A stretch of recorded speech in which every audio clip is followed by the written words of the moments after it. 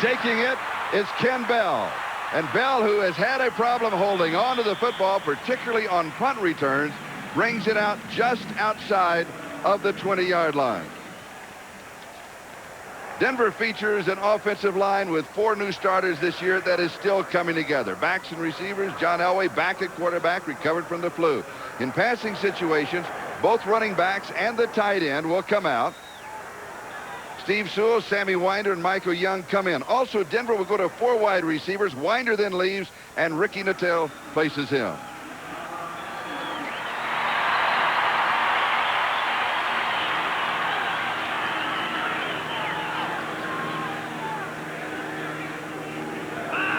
Vance Johnson showing motion, and the give is to Bobby Humphrey. And Humphrey just keeps digging underneath.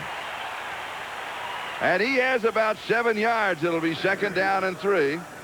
Seattle's defense, well, their defense is playing better, but they need to force more turnovers. On passing downs, Tony Woods comes out.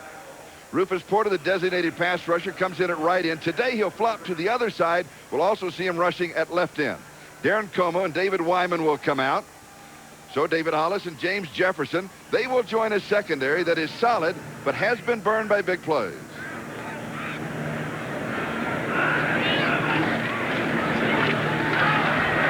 Again, Bobby Humphrey staying on the ground. Maybe a yard on the play. Jeff Bryant makes the tackle. You're looking at Humphrey's numbers, a 201-pound back that really plays bigger than that. He's surprisingly strong. Great burst of speed, gets off the ball well, and he'll really sock you. Steve Antonopoulos, the trainer, checking his eyes. Looks like he may have gotten a finger in the eye. Elway out of the shotgun. And an inside handoff on 3rd and 2.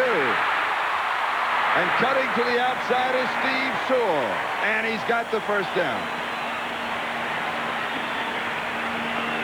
Steve Sewell has not had as big a role in this offense this year. Talking to him just before the game, he said, yeah, but he said, mine are quality appearances. This one certainly is. This is the kind of running game that the Broncos developed when they did not have that big bull line. They use it effectively there as Sewell picks up the first down. Gain of 10, first down at the 38-yard line.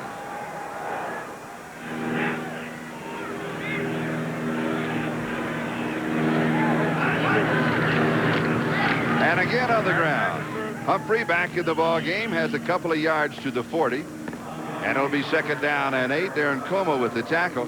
We asked John Elway yesterday about the running attack. I said, this has really helped you with your passing game. He says, no, it's put more pressure on me because I do not have as many opportunities. So I missed 4 or 5 in a row. You get kind of shaky. He said, if you're throwing 40 times, you don't even worry about it. Nobody worries. Well, that's true. And certainly to some extent, there is more pressure on each of Elway's passes. 2nd and 8. Still on the ground. Humphrey again. And he'll pick up close to 3.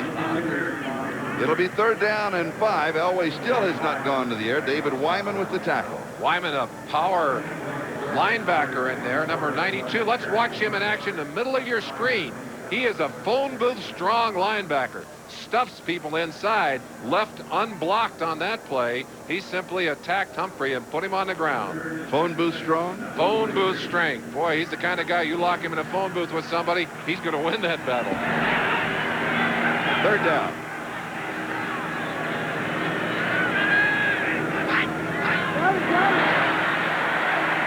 Sewell circles over the middle, cuts out, he goes to him, flags are down, it's right on the first down marker. DUI, driving under the influence of alcohol. That's the bad news. The good news is, from a Denver standpoint, is he was arrested just after 11 o'clock because there's a 1 o'clock curfew. If he'd have violated that, he would have been suspended for a game automatically. That's a team rule. There's someone who's happy to be feeling better. Big John. 2nd down. Elway has lots of time. He'll run it. And dives for the first down. 41-yard line. He did not slide. He went for it, and he's got it. And Patrick Hunter was there waiting on him. Talking to the Seattle defenders, you not only have to respect Elway's arm and play him straight, but he still has the great wheels. Not as fast as he was in the younger days, but he knows where that marker is. By golly, he found it there. Good play, John Elway. Always two parts when you play John Elway. First the pass, and then the scramble. And you have to be aware defensively of both elements.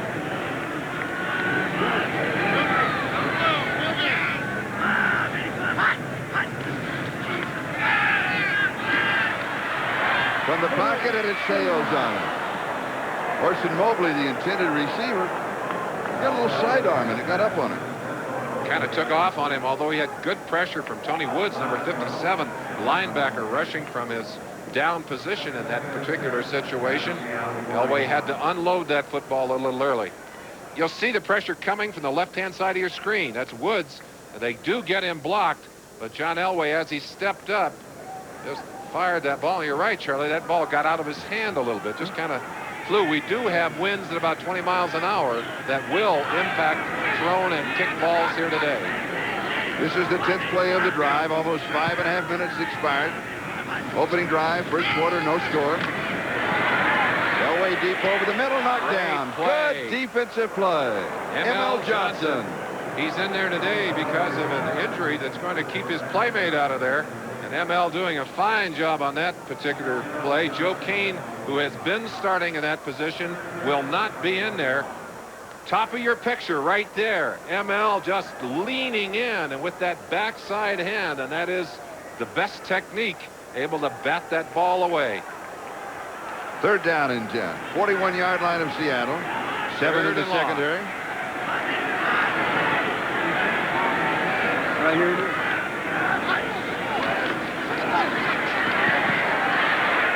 It's complete. First down. Ricky Natil. The three amigos are together again. We asked him yesterday, has he fully recovered from that cracked kneecap? And he said, oh, maybe 85%. He said, call us 2 2/3, amigo. Outside of your picture, number 84, Jackson going outside, Natil coming inside. There's just no one home. At number 24, Melvin Jenkins, the man trying to cover him. And Jenkins laying off, giving him way too much room. Look how much room he has in there. 3 defenders arriving, but all arriving well behind the play. Denver in this drive, 3 of 3 on third down conversion.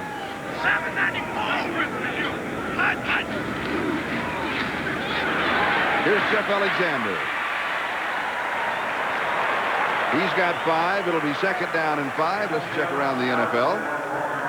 Buffalo defeating Cincinnati. 24-7. Pittsburgh out in front of Miami. The impacts on home field advantage. Kansas City. Woo, look what they're doing to Houston. It's another one of those Sundays in the National Football League. The Colts in front of San Diego. The Jets on top of Atlanta. Green Bay by 1 over Minnesota. New England Raiders, no score. Chicago, Washington, no score. Tampa Bay, Phoenix, no score. Those games just starting along with our game here, where we also have no score. And still, just under 8 minutes to go. This has been a long opening drive for Denver. Charlie, we talked about the new personality of this Denver defense. A big hog offensive line. How much bigger and stronger they are. Let's look at the changes. Now, this is the 88 offensive line. Studdard, Bishop, Bryan, Juriga, and Lanier. There are 2 faces that will stay the same, Juriga and Lanier. But look what's happened when we go to the new faces of this new line. The pluses on the side over here, 30 pounds different for Perry. Juriga's up 10, 15 pounds for Cards, 12, and Lanier has gained 21 pounds himself. Much bigger and stronger. It pays off in the running game. Third down and 4. It's wide open for Elway. I thought he was going to slide, and then he just takes the dive right at the 5. First down, goal to go. Jefferson, Glasgow convert on him. When John Elway drops back here, he's looking right down the middle, and what does he see? Open territory here. He wastes no time, and away he goes. John Elway is never one to shrink from an opportunity to run. Watch how it opens up. No Seahawks. Elway says, I can take advantage of that. 5-yard line, first down, goal to go.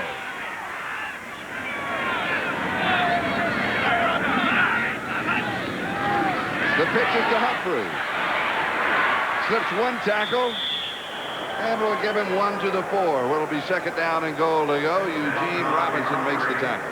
M.L. Johnson had his hands on the shoulder pads of Humphrey just for a moment. Would have been about a 3-yard loss. But the strength of the rookie out of Alabama, very, very positive as he was able to get back and even perhaps pick up a fraction. Not a great deal. Have we had an opening drive that lasts the whole first quarter? We've got 6 minutes to go. This one's been 9 minutes old. Seattle's offense well rested. So is Denver's defense. No opportunities so far.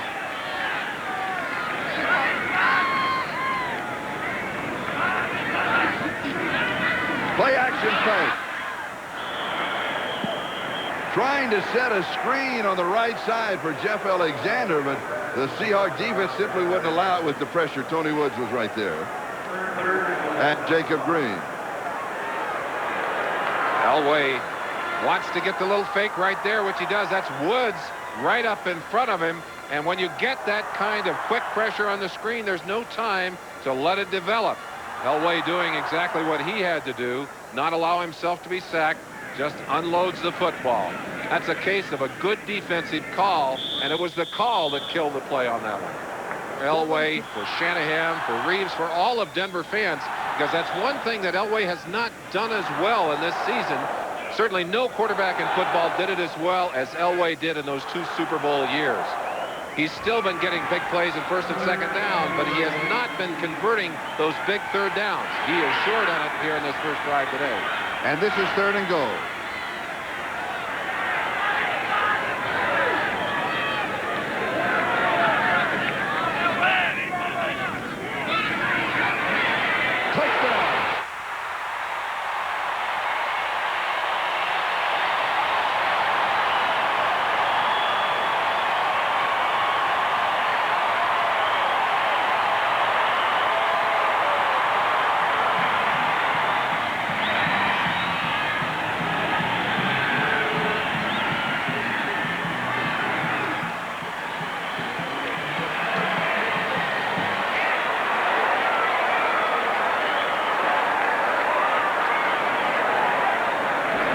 David Treadwell to attempt the point after. Kubiak the holder.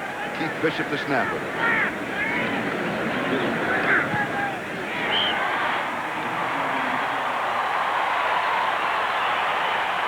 An isolated look at Vance Johnson. Patrick Hunter trying to cover him, simply not able to get his hands on the ball. 7-0 Denver. The capital of Colorado, 18-karat gold flakes on the dome. Harmon and Hollis are set to return the kickoff of David Treadwell.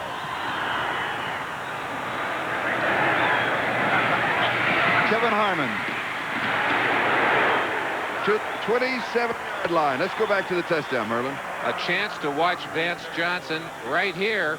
He's just going to drive his man off slightly and then go inside. The coverage is excellent, Charlie. But John Elway has so much confidence in his arm that even in the face of good pressure here, he throws anyway. Now, ordinarily, there are a lot of quarterbacks simply would not try to throw that ball. They'd see Patrick Hunter in there. They say, hey, I'm not going to toss it in there. Elway is not afraid, especially when he's going to Johnson. Johnson continues his big play capability. Vance Johnson, his 6th touchdown reception, Seattle's offense. They have an offensive line that is still in search of consistency. Their backs and receivers. Kelly Stauffer draws his 2nd straight starting assignment at quarterback.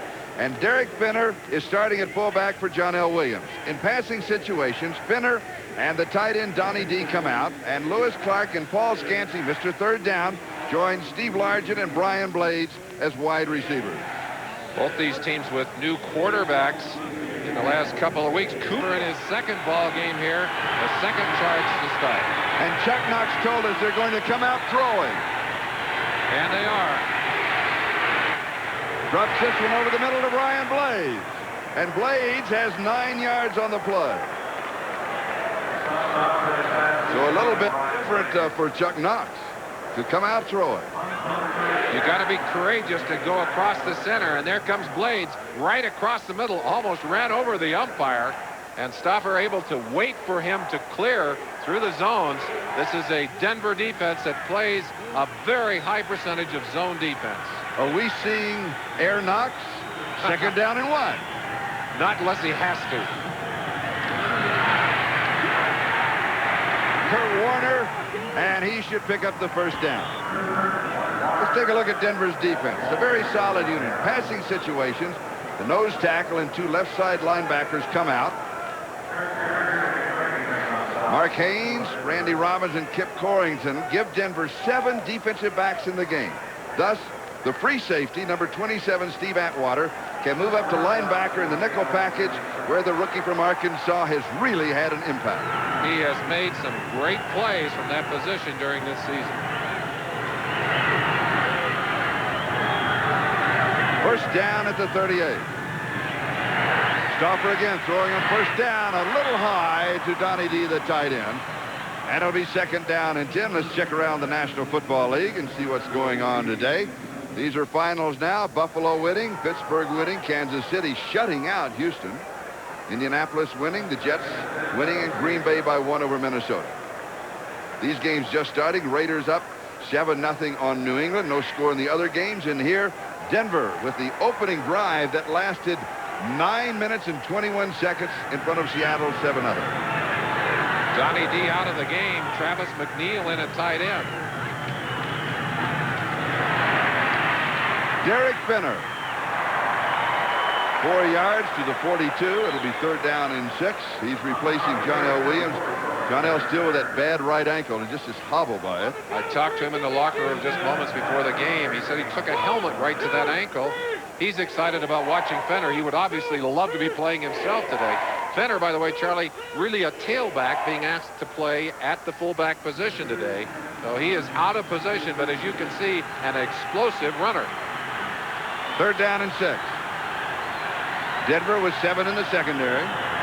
Atwater moves up to the linebacker slot. Stauffer's pass is incomplete. Not a good pass. He was going to Scansey. Scansey was coming back to him. If it would have been complete, it would not have picked up the first down. One of the things that Stauffer will learn, when the defenders are behind the receiver, throw it down low. A ball like that has a chance of being tipped or flying over the head into the hands of the defenders. Charlie, you're absolutely right. Stauffer will learn with every series he plays. There was a lesson in that one. Ruben Rodriguez will be kicking. I saw him in the lobby just as I got off the elevator. He said, I can hardly wait to get out there today. This is my favorite stadium. All my best kicks come here. Low snap. Still a pretty good one. Vance Johnson takes it at the 7. 15. And goes down at that point. M.L. Johnson, no relation for Seattle at the coverage. 51 yards on the kick, 8 yards on the return, and the Broncos lead 7-0. Keep on that crazy bone, Charlie.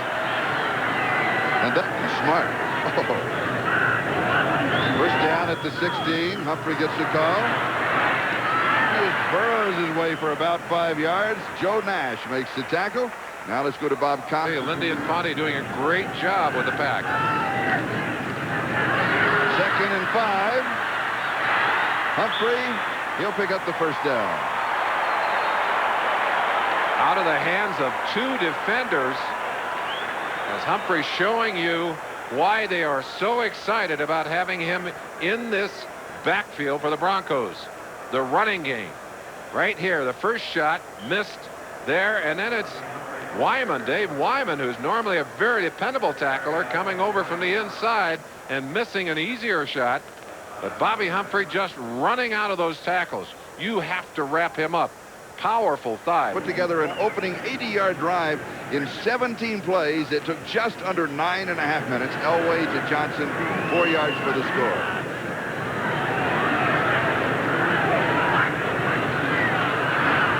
Flags are down. Elway with all the time in the world, going deep, and official blocks off one of the Seahawk defenders.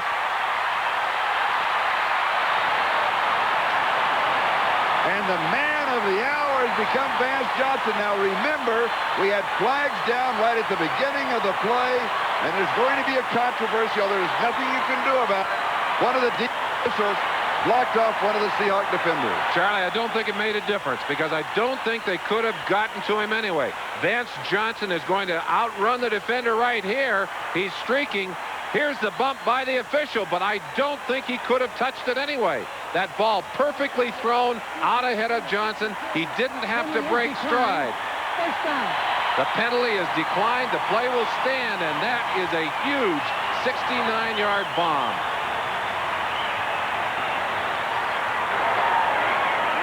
And look at the time that Elway has to throw. Well, that big offensive line can not only block you on the run, but they can hold you out on the pass as well. Impossible to cover. First down and goal to go. Play action fake. Has a man open. Underthrows him. He had two men, one at the goal line, but I believe it was Pat Kelly who was deep in the end zone, and nobody had picked him up, including John Elway, or he would have thrown to him. Watch the left-hand side of your screen. Just a little fake inside, and so much more effective with a good rushing game. There's Kelly, and you're right. He was alone, but he was kind of hidden back there in traffic. Alexander complaining that Nesby Glasgow, number 22, pushed him, but he had a right to the football, too. Elway, 4 of 7, 95 yards and a touchdown to this point.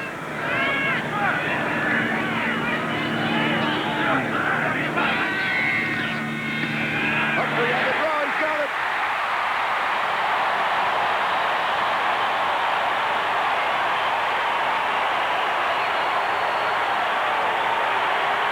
You used the word a moment ago, Charlie. Dimension. This Denver offense can do so many more things to you now that they are capable of controlling the line of scrimmage with that big line and getting that kind of big running performance out of Bobby Humphrey. It makes Elway that much more dangerous as a running quarterback and as a throwing quarterback. And here's the extra point attempt.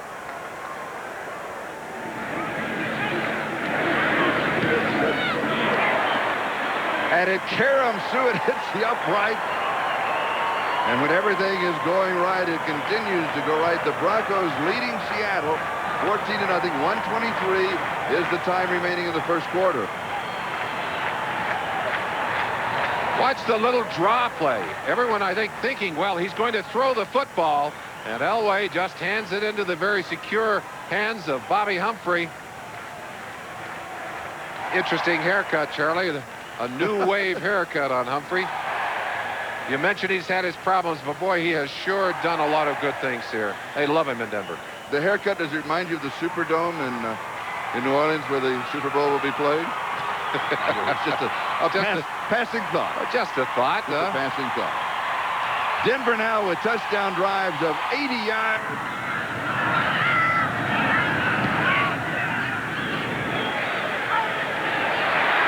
And it ricochets off of Harmon, goes out of bounds. Will be Seattle's ball at the 6-yard line. Let's go back to the touchdown. A chance to watch that touchdown. Watch the block here by Alexander, who comes inside. Here's the ball carrier, Humphrey, just going to wait and delay and then shoot into that end zone all alone. But it's Alexander coming in from the outside. Now watch the block. Bam, right there inside on the blitzing linebacker, and Humphrey with great vision and good balance, able to take advantage of the blocking inside. Seattle first down at their own 6.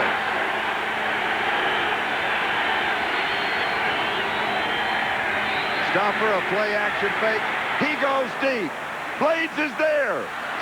Incomplete. Oh, had his man beat. Kelly Stopper has a powerful arm, Charlie. It's one of his major assets as a young quarterback. The Seahawks have not been able to complete the long passes. This should have been a completion. You've got to believe that Blades is out there saying he can't get it this far. He can't. Yes, he can, Brian. And that's a ball you've got to catch. I think it's a touchdown if he catches that ball. Yes. Typical of the breakdowns in the Seattle offense all year long. 2nd and 10. Derek Finner just spins on the right side. He has close to 5 yards. check around the games going with ours. Raiders with the lead, Washington with the lead, no score, Tampa Bay and Phoenix. And here Denver is up by 2 touchdowns, 14-0, and that's the time remaining, 50 seconds in the first quarter. Charlie, we talked about all the changes that have been made here in Denver. Would it seem to me that Chuck Knox and the Seahawk organization, faced with that same situation, they're going to have to make massive changes in this team, both offensively and defensively. Stauffer from the shotgun. And an inside blitz. Pass is complete. And it is Blaze. Right on the first down marker. Looks like it is 17-yard line. And that'll be the first down, yes. Needed 6. He got 7. So he atones a little for pulling up on the long pass by hanging on to this one. But you're right. That was 6 points. Ready and waiting for Seattle. I'm not sure that the cornerbacks also felt on that long play that Blaze could, that Stauffer could go that deep. They might not have had that much respect for the rookie's arm. Into the first quarter, it's Denver 14, Seattle number. The quarterback in his second year. Is this the leader of the new breed of the Seahawks?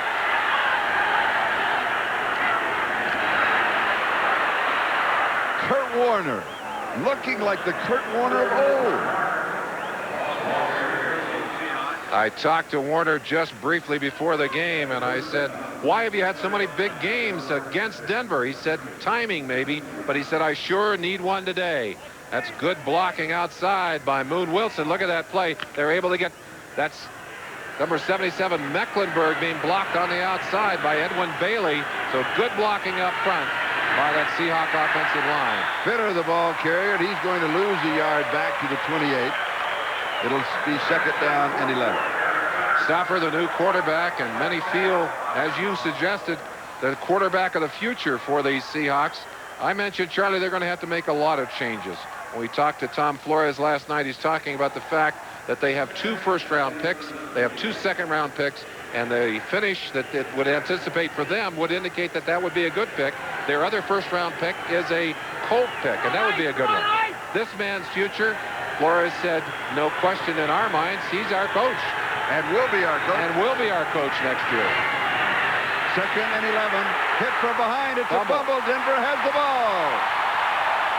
Simon Fletcher recovers the fumble.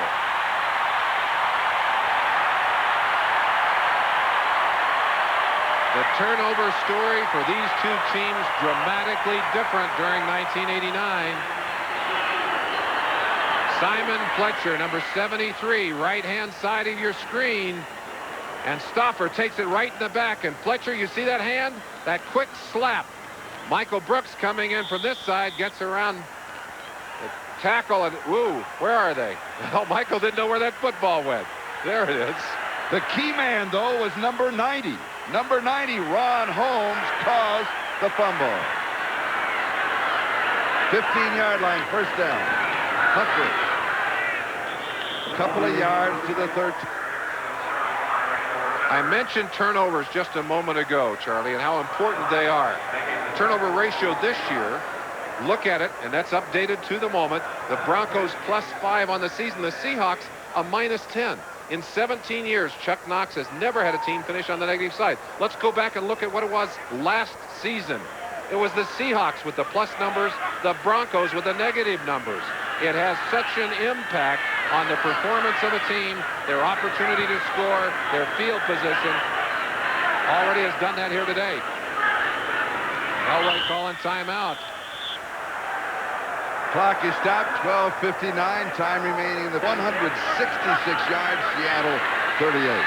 2 long drives, one with a huge pass, and now great field position, a chance to really put Seattle under the gun.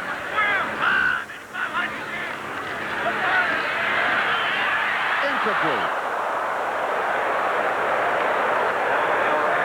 Good pressure on Elway. Did Natil leave the ground too soon? But I had that feeling. Charlie, I think one of the things that is probably a little out of whack for Ricky Natil, his timing. Watch the right-hand side of your screen as he comes in. Elway fires the ball. Natil is jumping about 4 yards away. He may have tried to jump to fool the defensive back, because the defensive back has a better chance at the ball here than he does. A chance to maybe go out. He might have just been trying to fool the defensive back. That's Dwayne Harper, 29, the DB, who almost intercepted on that play. 3rd down and 8. The ball at the 13. Into the corner. Almost. And a great pass. A great pass. And you've heard this time and time again. Vance Johnson, the intended receiver, but Elway showed another dimension of his arm strength by drilling it low and away, so only Johnson could get it. There was no way it could have been intercepted. That is absolutely true, and they're working on Harper again in the corner, and even though it's a difficult pass to catch, a chance for Johnson, and Elway's saying, that's one we could have had. Yes. Well, that shows that dimension of strength. Treadwell missed 3 field goals, his only bad day as a kicker against the Seahawks earlier this year. That was indoors. We're outdoors. This is from 30 yards away. No problem. I asked him about that game earlier. I said, was that the only really bad? He said, what game? He said, I don't even remember that game. Well, he started off right here. And his reaction as Denver leads 17-0. David Treadwell, who just booted the 30-yard field goal, is kicking off to either Kevin Harmon or David Holler. 5-yard line, it is Hollis. Hollis to the 20 and returns to 23, the 24-yard line, where Rick Dennison makes the tackle. Let's take a look at the standings from their own 23-yard line. Back over the middle, center, incomplete.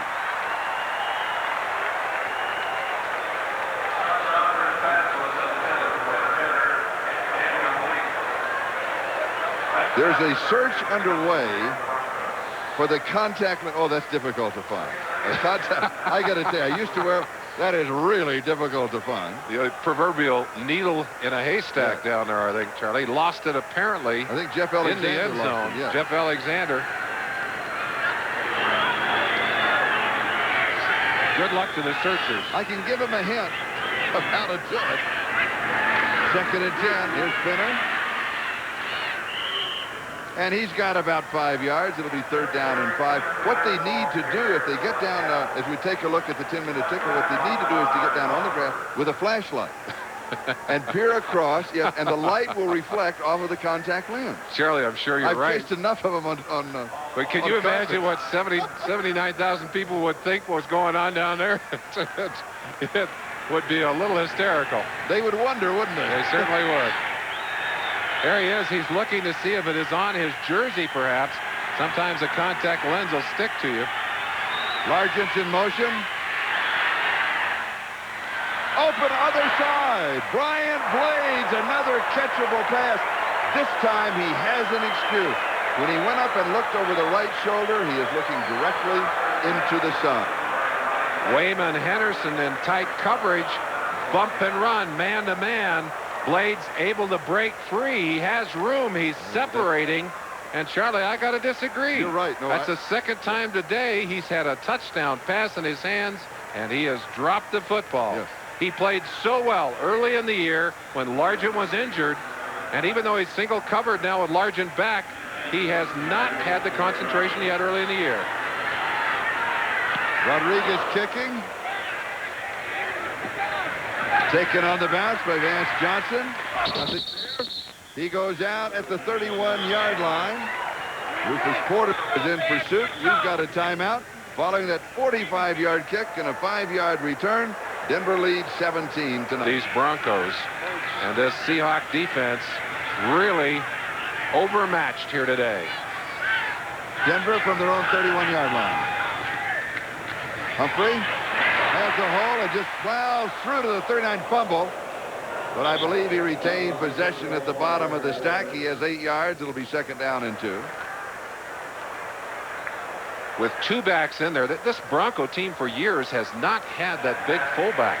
They now have him, and Jeff Alexander, who made a crunching block on that last play. Watch the block right there. Alexander on Nash, number 72, and Nash was right in the hole. What a great play. Let me correct you. That's Melvin Bratton that is in because Alexander, I think, is still looking for his backup contact. That's right. lens. It is Bratton. Well, they got 2 power bulls in there.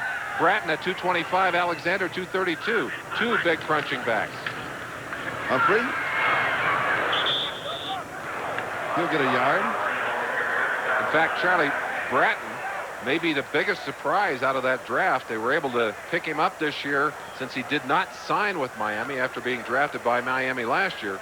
Has come off knee rehabilitation, has really made an impact, and I really believe that if the Broncos wanted to give him the ball 20 times a game, he'd plow over the 100-yard mark. He is an exciting back. Needs to work on his blocking and his pickup in the blitz, but he is an outstanding runner. 3rd down and 1. You fake and go deep if you're John Elway. Not when you're up 17-0. Good short yardage play by the Seahawk defense. And Mike Horan will be kicking.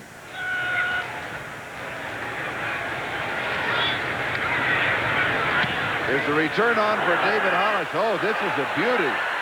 Hollis going to let it go. Ooh. And they could drop a flag on him if they wanted to, because that was an illegal fair catch signal. It goes for 60 yards, and it will be the touchback, and that is the first touchback in his last 6+ ball games, and that one was from 60 yards out. That ball had a chance to kick back. And Charlie, as that defense leaves the field, they finally got Denver's offense stopped. When we talked yesterday to Tom Flores, he said that in the draft they have got to look for impact players on defense. They have to do, in essence, what Denver's defense did by picking up those bigger, stronger bodies. Seattle from their own 20, trailing 17-0. Largent in motion. Good hit. And Warner is dropped for a loss. I talk about bigger, stronger bodies. Number 90, Ron Holmes, one of those. A reminder to our viewers that we'll be selecting the Budweiser Most Valuable Player for today's game at the conclusion of the contest. I asked Chuck Knox about finding defensive linemen. He said we wanted to find them in the draft, couldn't get them. Denver found some in the draft and also some in Plan B. Alfonso Carricker, Warren Powers, Jake McCullough, and the man who made that last play, Ron Holmes. They have revamped the strength of this offensive or defensive front. 2nd and 11. Stauffer scrambles, and he dives to around the 28-yard line. Carl Mecklenburg was there. Rick Dennison was also there. One of the players that have really made a surge upward this year, 56, Michael Brooks. Started last year. He is playing outstanding football. A chance right there. He's wearing those sticky gloves. He wanted to keep a hold of Stauffer. Couldn't quite hang on to him, but he made the play, forced the quarterback out of the pocket. 3rd down and 2, and in case you joined the telecast late, Steve Largent does not have a pass reception thus far. As you know, he has that string going of 172 games. Knocked down, and Largent would have been the intended receiver. We talked about Atwater moving to that nickel linebacker position, and that's where he was on that play, Charlie. Just getting into position quickly up in the air to bat that ball down. We might see him on the right-hand side of the screen. Just barely coming on the blitz, and Stauffer shaking his head. And what a difference he has been as an impact player. You talk about impact, that's exactly the kind of thing the Seahawks need to look for. Someone like Atwater that can come in and play and force the offense to say, uh-oh, look out for number 27. Ricky Nattiel is the return man, and he takes it at the 39-yard line. And he's got about 7 yards on the return out to the 46. Rufus Porter there with a little pat, number 97 on Nattiel's head. Nattiel getting some work in there, testing those legs a little bit. Your opponent, great field position. Denver starting on the 45-yard line. And here's Humphrey. He's hit after 4 yards, still picks up another yard to the 50. It'll be 2nd down and 5 as Joe Nash finally corralled him. Gene Robinson, the free safety who's had such a fine year, over to pat him on the back. 2 ways to evaluate the good running back. His ability to make people miss or to make the avoiding kind of moves, and then how much yardage does he make after he gets hit. You have to give Humphrey high marks on both sides. He has good moves in avoiding people, and once he's hit, always seems to make a couple of extra yards. 2nd and 5.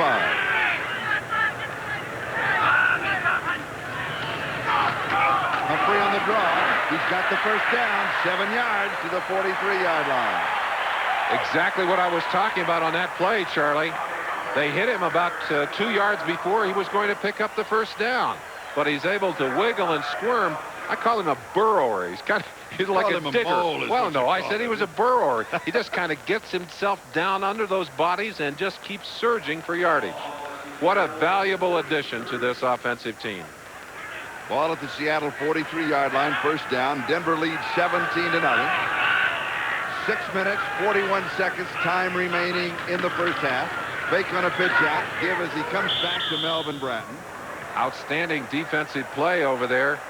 Good job by Seattle. Looked like Jacob Green at the bottom of that stack. 53, Darren Como. Como, who played here for the Broncos, would dearly love to have a big day here today. Joe Nash also in on that play. But one of the problems that the Seahawks have, they are really undersized up front. Green at 254, Nash at 269, Bryant at 268. They simply don't match up physically to this huge Denver offensive line. 2nd down and 9. Something else. We've had very few flags. I like that. I do too. Elway again. And we've got one here. I had to say it. Elway with lots of time. Vance Johnson still spinning to the 9.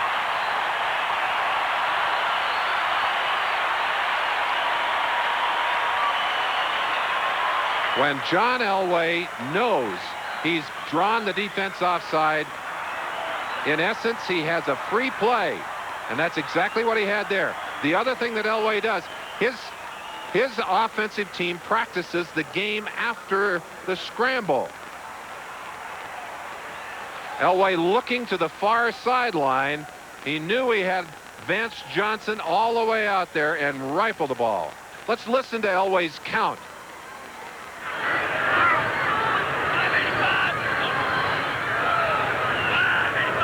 There's the mark. You now know how Elway does it. That hard count. Hard count. End zone touchdown. He lost it. He lost it. Oh, no. Mark Jackson, he had it, he bobbled it, he almost had it again, and he let it get away. And when is a strong arm a disadvantage? Well, if you're a receiver, Elway gunned that football between the defenders. Such velocity was very hard to handle. But go back a play, the 32-yarder that set this up that went to the 9. Elway, another facet of the strong arm. Rolling to his left as a right-hander. Stern turns and sets, but just balances himself and fires with that right hand. There's the end of that play. You saw the rifle velocity. Charlie, you're exactly right. Eugene Robinson told me, he said, every time Elway scrambles to his right, I've got to look left because he's always got someone on that left sideline. Touchdown. Johnson again, his third of the day. Can you believe that? Vance Johnson scoring 2 touchdowns to go with Bobby Humphrey's 1. Johnson set up the third one. Yes, he did with a big play. The long play. I was thinking he got all the way in, but he's had the 2 TD receptions and a long bomb that set up Humphrey's shot into the end zone. See that little pigtail poking out behind? Hey, you can score touchdowns like that. You can wear your hair any way you want to. Any way you want. You're right. Kubiak to hold. Treadwell with the extra point attempt. And it's good.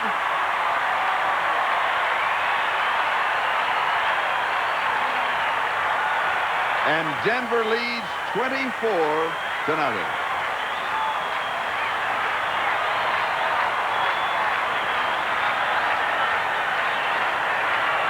That's not for a telestrator, but that's a great shot. Great shot. Celebration, Elway. Continuing search for that lost contact win. They're mining for gold. They're never going to give up. You'd think he would have an extra set here. If not, you better believe someone is madly racing across town. What I liked about that last reception by Vance Johnson, Charlie, the fact that that ball was thrown slightly behind him. He went back and dug it out of the receiver's hands, fought the receiver. In the first half, this is a direct return by Tony Wood. Fumbled. Little squib type kick. Ken And Bell. coming out with it is Ken Bell of Denver. And the Broncos continue to roll. When Dan Reeves talked about bringing Ken Bell back, and he cut Bell early in the year, he'd fumbled 5 times on the punt return team. He said, the reason I brought him back, I felt he deserved a second chance, but we needed him on the coverage teams. He is a great coverage special teamer. He proves it here. This is a linebacker. He's not used to having the football on a kickoff, but he takes a shot right there. Actually, 3 people hitting him and stripping at the ball. The Broncos, famous for years for ripping that football loose. You saw it last week. Dennis Smith pulling 2 loose. Did it again here. And they've got great field position again. At the Seattle 32-yard line. Yeah, we pounded on that door a few times earlier. Knox doesn't like those negative turnover numbers. And this is a passing formation. All alone is Sewell, touchdown.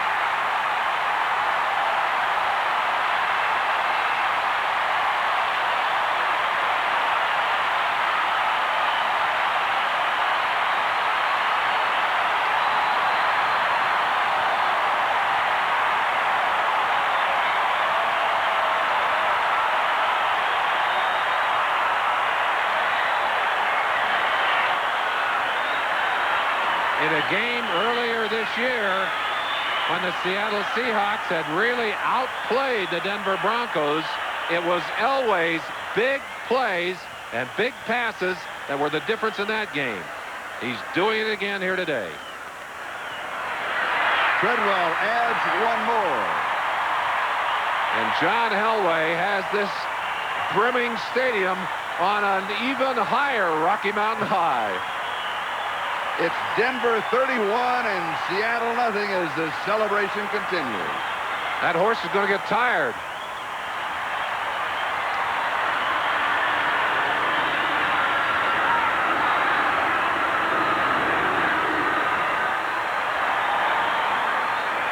I got to believe that a week off, an opportunity to sit back and watch, an opportunity to let his body heal. And John Elway told us yesterday, he said, I really think that my body has benefited from that week off. When you're being pounded every week, there's no chance to let the little nicks come free.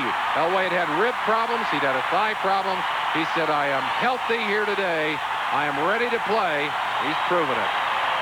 32 yards, 1 play, 8 seconds. Elway, 7 of 14, 169 yards. 3 touchdowns with still 5 minutes to go in the first half.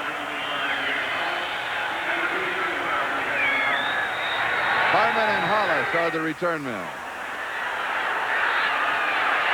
Hang on to the football. To the 20. Makes a nice move inside at the 30 and then knocks helmets and we've got a flag down. That was Kipper.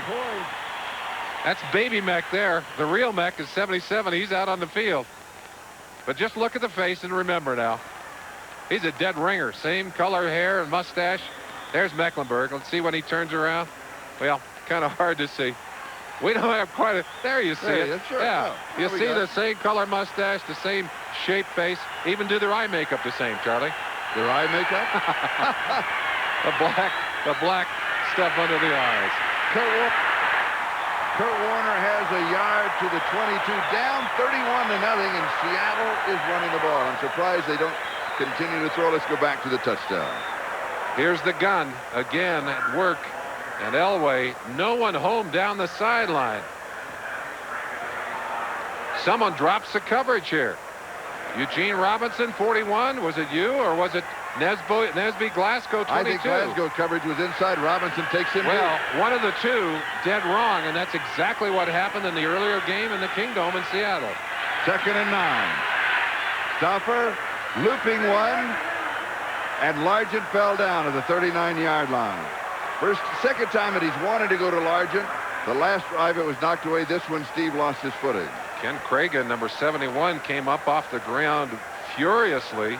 Thought he'd been shot in the back of the legs by somebody. He was really steaming on that last play. A check around of the late games, and the score here is Denver 31, Seattle nothing, and at time 4:06. That's time remaining in the second quarter.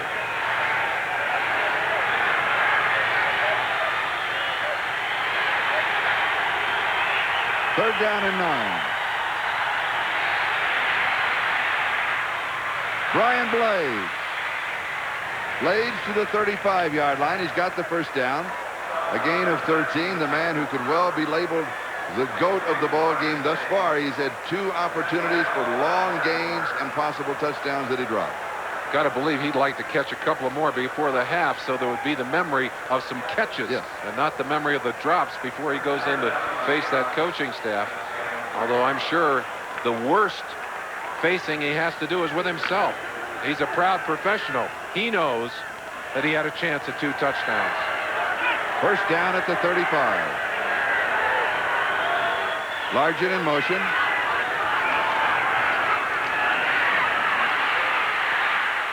And this one is thrown away. Largent, the motion man, ended up as the blocker on the far side. And he was picking up Greg Cragen. Was it Cragen that he picked up? Simon Fletcher, the man getting the pressure in there, Charlie. There's Largent, 80, moving across. Let's see who he gets a bump on. It is Fletcher. He's no match for Simon Fletcher at 6'6", 245 pounds. And Fletcher all over Kelly Stauffer. He just kind of brushed Largent aside like a fly. Got to say this for Largent. One of the best blocking wide receivers in the NFL. Has never been afraid to stick his head in there. Notice after he spun off, he quickly became a receiver again. I don't blame him. Going deep. Incomplete. Blades, the intended receiver. If you were with us earlier today on NFL Live, 3rd and 10. Comes underneath. Jeff Chadwick, number 88, the 4th wide receiver, but he is nowhere near the first down. One of the things you have to ensure, Charlie, you got a long 3rd down pass like that, you got to get first down yardage. A couple of times that's happened to Stauffer. I want to say a rookie mistake. He's not in his rookie year, but in reality he is. He just simply hadn't had that much starting time. Well, I make the mistake of calling him a rookie because he is still a quarterback who's learning. Started 6 games last year, went 3 for 3. 4th down, they go for it. Kind of early for that. Pull out the stops. They're going to run. Kurt Warner with 2 blockers in front has the first down, the 50, the 45. And Warner is picking up some good chunks of yardage because the last 3 games he's had a total of only 62 yards rushing.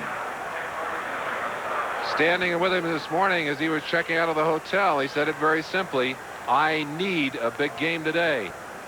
Surprising them with that particular play. He's picked up 36 yards on 5 carries. Charlie, he's had 5 100-plus games. He's averaged over 100 yards against the Broncos. For some reason, seems to always play well against them. He's doing it again today. There aren't many bright spots for Seattle, however. At the Denver 36. Fake of the inside give to Warner. Stauffer, everybody was covered, and he'll lose a yard on the scramble. It'll be 2nd and 11. We're climbing towards or counting down towards the 2-minute warning. The clock stopped for the quarterback sack and then restarted. Good pressure inside. Alfonso Carricker. 2nd and 11. Stauffer incomplete. Largent. You see that Largent had tried to plant and come back. They have resodded a large section of this field. And right down the middle of the field, that particular slip took place outside of that. But watch Largent. He'll lose his footing as he drives off here. And his feet come right out. See the chunk he pulled out with his foot? I talked to Largent. I said, Steve, I said, they've resodded a large chunk of the field. But you said the inside of the hash mark. He said, won't bother me. I work outside. That's outside of the newly sodded area, but he found a soft spot out there. 3rd and 11. First time that Seattle has been in Denver territory in the first half. Incomplete. Raids, and he is stripped by Tyrone Braxton. And now the 2-minute warning will be given to both benches. We'll take a timeout. Denver leads it 31-0. This year, he said, I wanted to play at Mile High Stadium one more time, and he has certainly been an outstanding role model for young athletes and youngsters across the nation. Certainly has, Charlie. In fact, one of my son's teammates, D.R. Moreland, idolizes him, wears his number, puts his card in his helmet, tapes it in there, caught his first long pass. No one expected it, 65 yards. I congratulate him. I said, Steve Largent, be proud of you. He said, you know what? What thrills me, it's Steve's birthday today. So the youngster was more excited about the fact that he'd done it on Steve Largent's birthday than the fact that he had it. September the 28th. Oh, Crawford is sacked. 3rd time that he has been sacked. That was 4th and 11. And Denver takes over on down. Well, Knox going for it on a 2nd, 4th, and long situation. Able to pick it up the first time around, not so the second. But every time Kelly Stauffer faces this kind of pressure, has a chance to try and read downfield, has to deal with that kind of rush. And that is a hot rush coming in from Powers, number 91. Very, very difficult, but he will learn, Charlie. The Denver Broncos have sacked the quarterback 3 times today. That means that they have given up 13, that Seattle has given up 13 sacks in 3 weeks. That is a huge number. Time remaining first half. Denver leads it 31-0. And here's Sammy Winder. He goes out of bounds. Now, I'm sure what we're going to see here, gain of 4. What we're going to see here, Denver is going to stay on the ground. They're going to run the clock out in the first half. Are you sure of that, Charlie? No, not at all. After I thought about it, I said, no, I'm not that sure. Yeah. No, I really think that's what Dan Reeves is going to do. I really believe that. I think he'll come out and try and score at the beginning of the second half. I'm not sure he wants to score on this drive. Yeah, Charlie, I think he'll take all the points he can get. Okay. I think they're thrilled with the fact that they've been able to explode the way they have today. A middle screen set up to Winder. Incomplete. And let's check the ticker. Winder tangled up with a couple of his linemen on that play. New England upset last week. Wow, look at that. They beat Buffalo, and now they've tied with the Raiders at half. Chicago and Washington tied. Everybody's tied except us. And it's Denver 31 and Seattle nothing.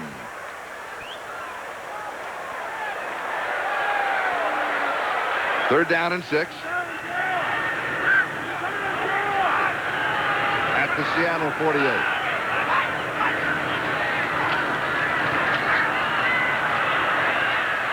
Elway goes deep. It is complete to Johnson.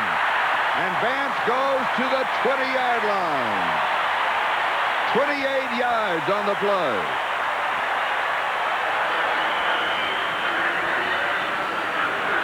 Vance Johnson running his man off, turning him around. Boy, what a great job. Good pattern, Vance Johnson. Are you ready for this? 5 receptions, 142 yards, 2 touchdowns in the first half for Vance Johnson. Look at those numbers. Oof. That's a career.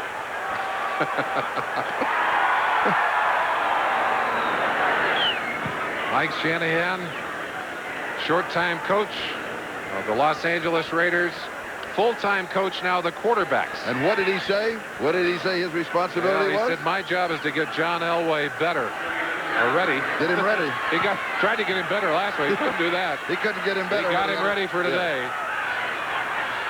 Elway much better since Shanahan returned.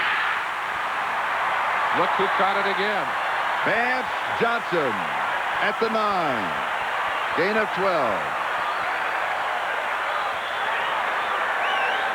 I think he's getting tired. 6 receptions, 154 yards. Blitz coming. Elway reads it, and it's well picked up. That's one of the advantages, again, of having that big offensive line. They cover so much room inside, hard to find a gap to blitz through. Forget what I said about running out the clock at the first half, okay? Pretend I didn't say it. First and goal. Timing pattern. Touchdown. Yes. Michael Young. Well, at least they're spreading it around on the day. Young, who has been a big play receiver, has brought a smile to the face of John Elway. And his first touchdown as a Bronco. Had a couple of big plays in that game against New York last week to help sustain in that ball game. You better believe he's going to smile.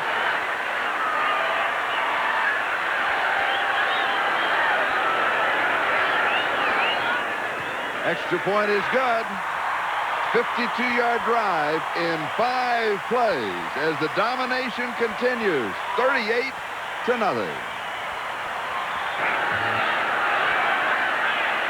Here's David Hollis on the return. 2 flags, 3 flags are down. Scott Curtis makes the tackle. One of those officials wants to blow his nose. Now he's in trouble, Charlie. Right. They're all out.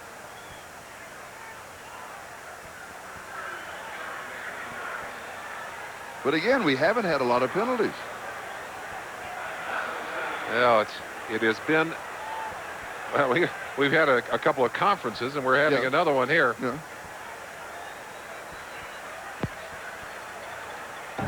We have holding on the return on number 92. The penalty is declined. We have holding on the return on number 52. We will penalize half the distance to the goal line. First down.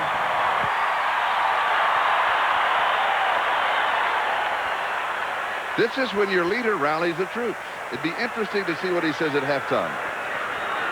You've been in those situations with him years ago. Charlie, I don't even, as great a halftime speaker as Knox is, I don't know that he has a 38-0 halftime speech. Seattle has been penalized 19 yards. Denver, no yardage in the first half.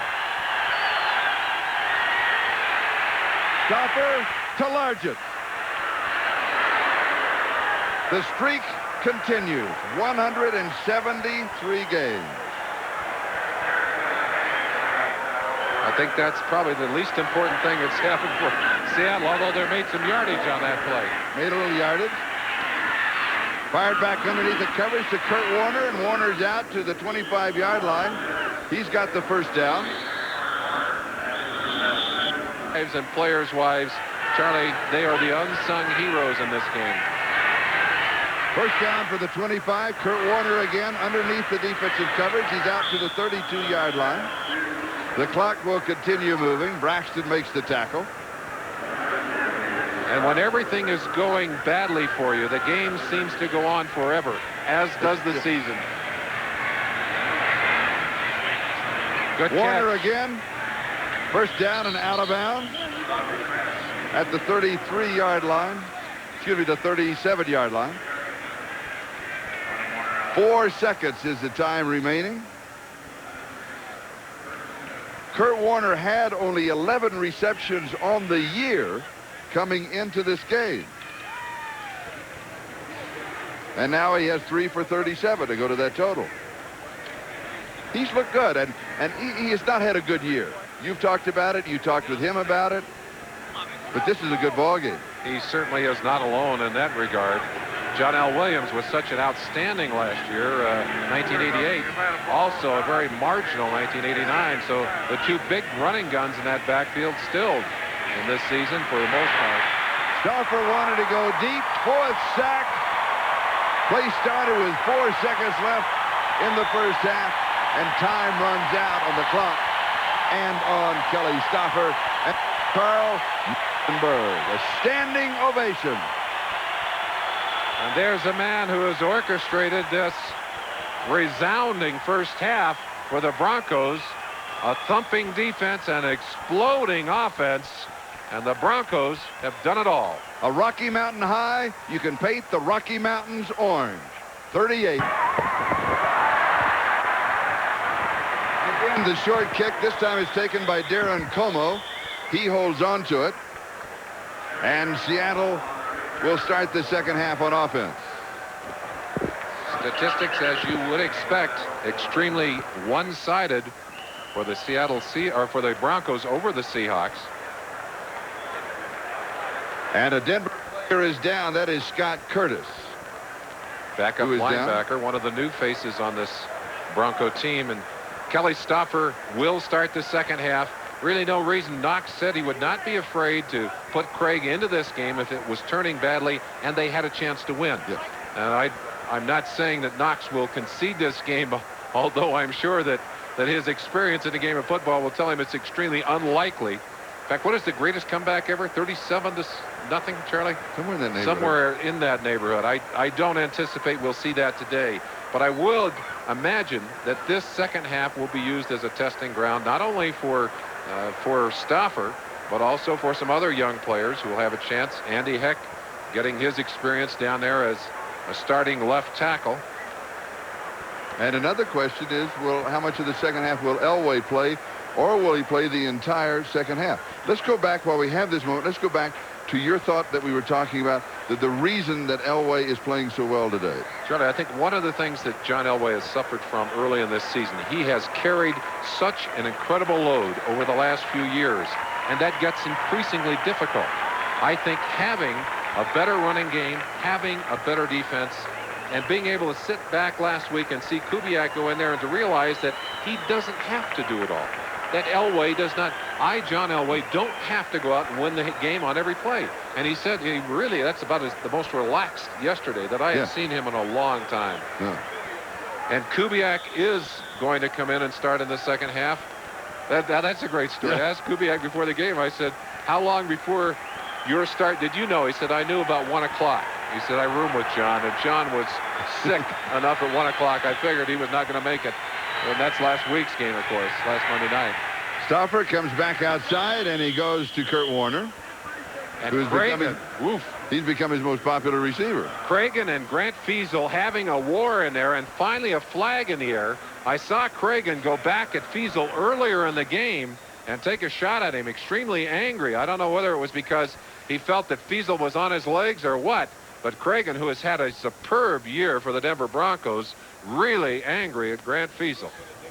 Personal foul, unnecessary roughness on the defense, 15-yard penalty, first down. Cragen coming off the field. He'll talk to defensive coordinator Wade Phillips. Well, I guess he won't talk to him. This is not the time.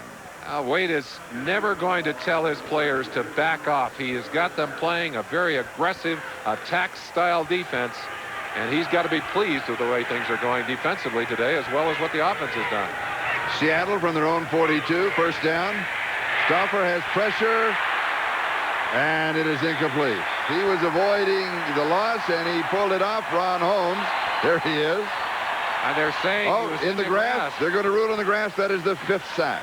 And that's 15 sacks in the last 3 weeks. Putting a young quarterback on the field has its risk. Look at the holding there. Unable to slow him down even. Even the hold couldn't keep Holmes out of there. And that's one of the new faces. He was traded in from Tampa Bay right at the end of training camp. And they have real excitement about him playing in there today because Andre Townsend has a groin pull. But they say he is making marvelous progress. 2nd and 24.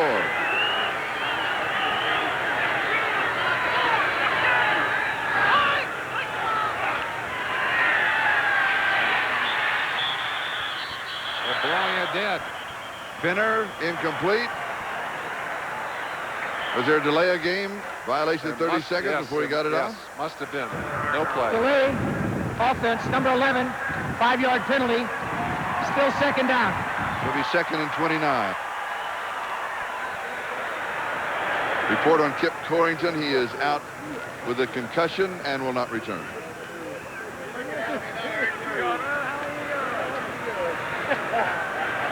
I now have an official report for the Denver Broncos.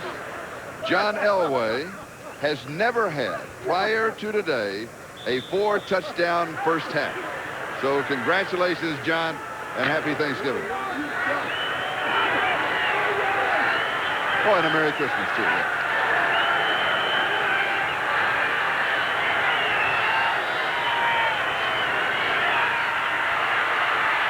Stopper goes deep. Blades has this one down the sidelines.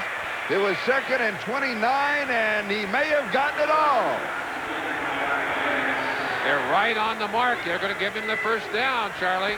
And one of the Broncos down on the field. Randy Robbins. Well, they've already lost Corrington, one of their nickel backs. Robbins, number 48, gets a big hit on the sideline. Watch the shot on Blades here.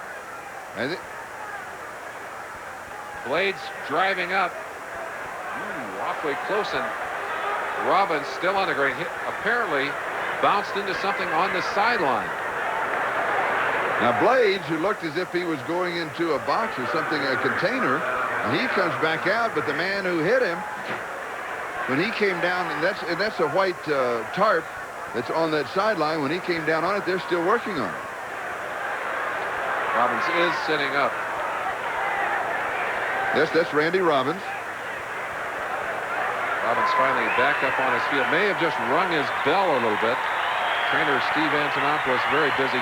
Charlie, I think one of the other things that needs to be said about this Denver Bronco team, they have not been afraid to take some risks with their draft. They have a fine training staff here, great rehabilitation program. Back in '87, they drafted Michael Brooks and Mark Munford, both with knee problems, and both now being very productive in this defense. And this last year, Bobby Humphrey with 2 broken feet, or he broke his foot twice, and they checked him out. They said, we want him. We can make sure that he's going to be back at 100%. Also, Bratton with his knee problem. They said, we'll be able to rehabilitate them. 4 risky drafts in a way, but they have all paid big dividends and would appear to be going to pay dividends for a long time. First down at the Denver 48, 29 yards on that last play.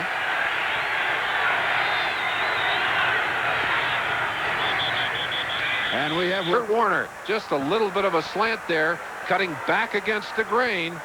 Good job right there. Avoids Cragen, number 71, the nose tackle, and Mecklenburg. I think his knee is on the ground, but look at that ball right up in the air. A one hopper, and McNeil took it downfield. He said, hey, I got this one. I'm enjoying Kurt Warner, 51 yards, 6 carries, and we've got whistle sounding. I think we've got too much time again. First and 15 at the 30. Timing pattern far side, and it is incomplete. Largent, the intended receiver. Wayman Henderson, an excellent job on that last play. Here's another one of those Plan B acquisitions. One of the new faces, played for the Vikings. Watch the mirror coverage. And I asked him, I said, how do you know when to turn around in man-to-man coverage? Your back is to that quarterback. He said, I look at the hands and the eyes of that receiver, and he'll tell me when that ball is in the air. He did that. Speaking of eyes, Largent says he wants the defender to look him in the eyes.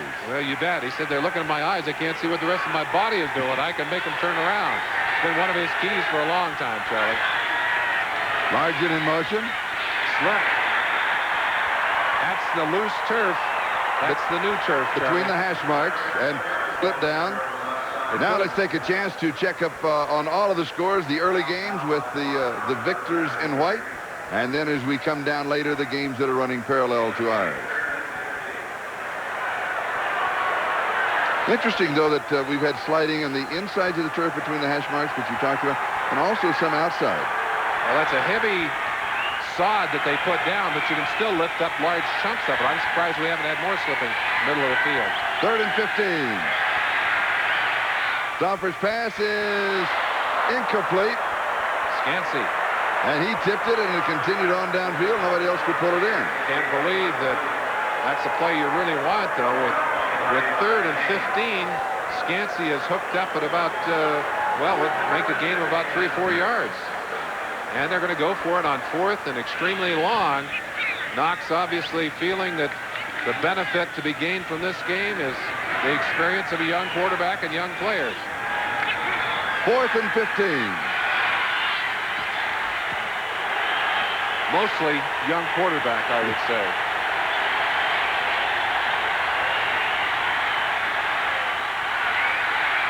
Knocked down. Ball is loose. It was 4th down. Denver will take over on downs at the 41-yard line.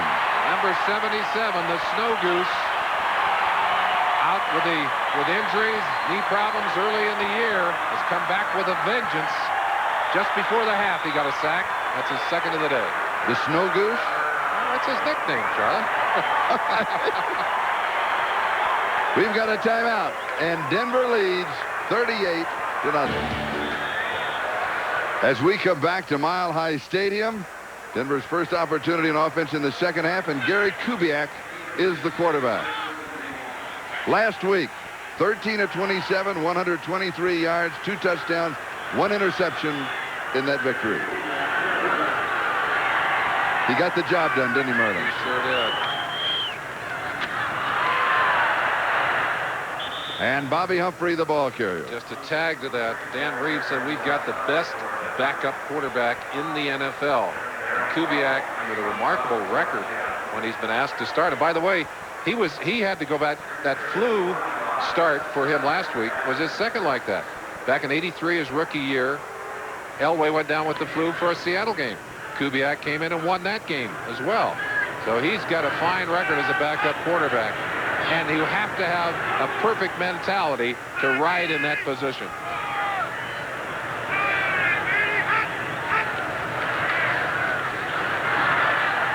Jeff Alexander to the 50. Charlie, just a tag to that. Talking to Kubiak, I said, even though I know how careful you are with your studies and that you're ready to play every week, when suddenly somebody tells you you're going to start now and it's just before game time, is there a moment of panic? He said, you do reach for your book. Could we call him Dr. Kubiak? He makes sick quarterbacks well. He comes out and plays well. He's sure. I think his performances, and I said it earlier, really did wonders for John Elway. 3rd and 1.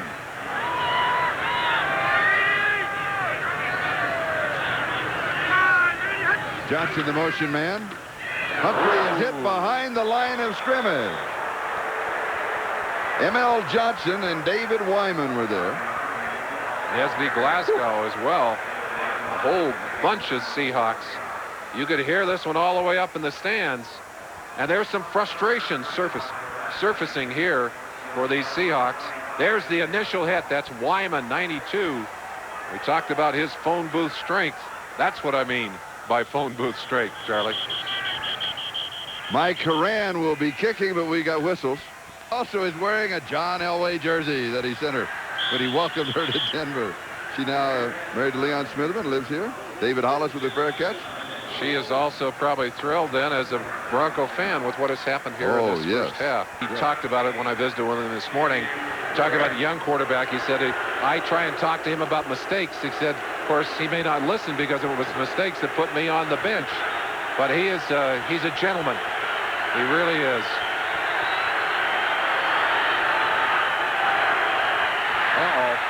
A bad exchange, and he still gets the pass off, and it is complete to Brian Blades. And Craig stepped back before the snap, but that's all right because he was moving backwards, and so it's not a flag. But Charlie, that's one of the things that happened to Craig so often during the season. In fact, Knox said he had 13 fumbles, 11 bad snaps from the center. Feasel, you see Feasel holding the ball there. Either he's late getting it up or Craig has pulled out too early. Feasel actually flipped him the ball. Well, that was an unusual play, to say the least. Lucky it was not fumbled. First down at the 31. Here's Elroy Harris, the rookie running back from Eastern Kentucky. And he's brought down by Ron Holmes. Holmes is having a good ball game, Merlin. Holmes is really making some progress and taking advantage of an opportunity to start. We mentioned that Andre Townsend, the normal starter in that position, has been out, although Holmes has been playing a great deal early in the year. They're excited. Boy, they just have they're so pleased about these strong, big, young defensive linemen. And I mentioned they've got 4 new faces in there, and it's really made a difference up front in the way they can play defense. 2nd and 11. Largent has it and is out of bounds at the 44-yard line. Great receivers instinctively feel that sideline, and Largent is a great receiver. His records bear that out. Look at him. He never looks to the sideline, but look what he does with his feet here. Watch his feet. He knows immediately. He knows immediately how close he is to that sideline. 2 toes down. In fact, his knees were almost in. For Largent, 3 receptions, 44 yards. First down. The streak continues at 173 games. He's still chasing the elusive record of Don Hudson. Blades intercepted. Yes. Excellent defensive play. Tyrone Braxton.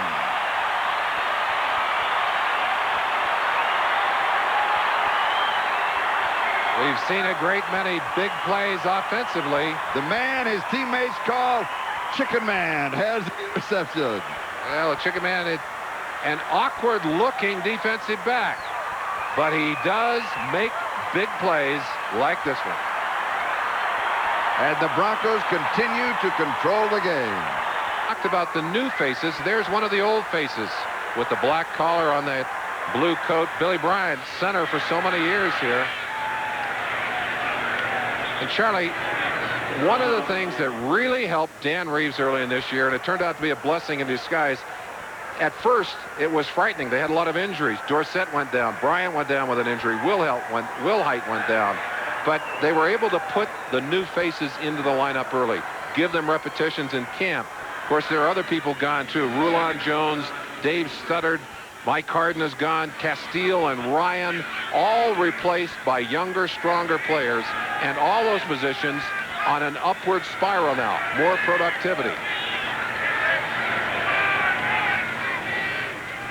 Play action fake by Kubiak. Incomplete. Mark Jackson, the intended receiver. He had good protection. 3rd and 7. Kubiak showing real patience in that pocket and good pass protection. This pass protection for the Broncos has improved tremendously. Ooh, he took a shot. Joe Nash, 72. Did he get beat up in that ball game last Monday night? Cold night like that with the wind howling. You better believe he was sore. When you haven't played that much, your body is not in shape to take that kind of pounding. But he loved it. He loved this opportunity to come in and do well.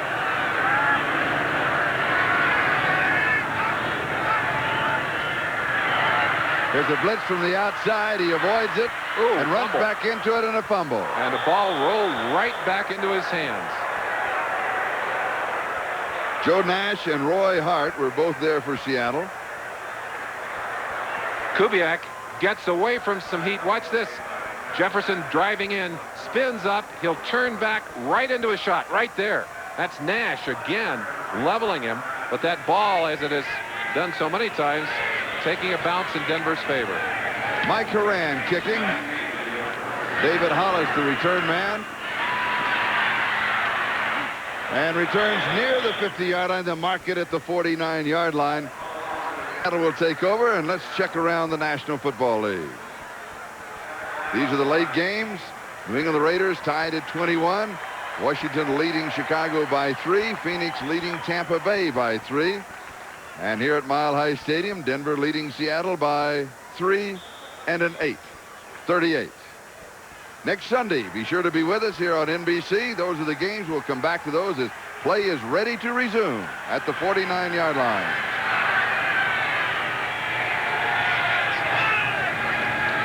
Largent in motion. Craig looks left. Knocked away.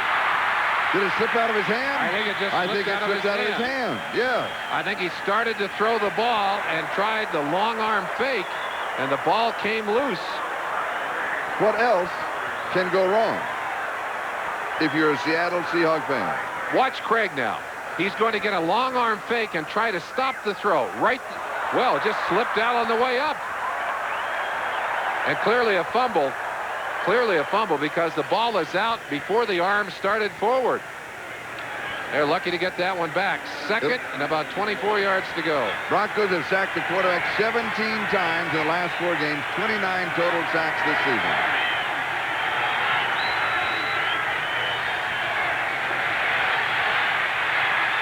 Craig throws, tipped, airborne, incomplete.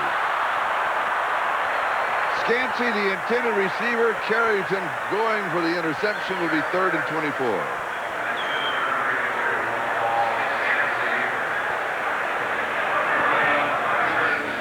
Next week, Seattle will return to the Kingdome to host Buffalo on Monday night, and Denver will be in the Coliseum in Los Angeles against the Raiders.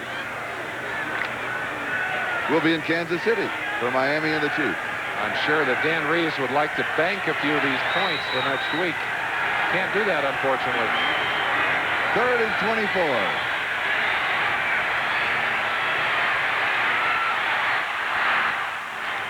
Good catch. Good comeback for Brian Blades. He saw that his quarterback was in trouble. He came back to help him. His 6th reception on the day. I think even if he catches 10 on the day, Charlie, the 2 that he will remember are those 2 that he dropped in the first half that could have been touchdowns. Craig will scramble away from Cragen right there and zip a pass. Nice throw right there, and good concentrating, good catch under pressure there from Mumford, number 51. Rodriguez to kick. Vance Johnson, who has scored 2 touchdowns, is the return man. Good kick. You let this one go. Takes a Seattle bounce. It'll be down inside the 5. They're going to mark it about the 3-yard line. Seattle Seahawk fans saying, is there such a thing in this game as a Seahawk bounce? Apparently so. At least one, anyway. And Eugene Robinson was there to down the ball. They'll mark it out to the 5. Where Denver will take over with 5 minutes and 13 that running game.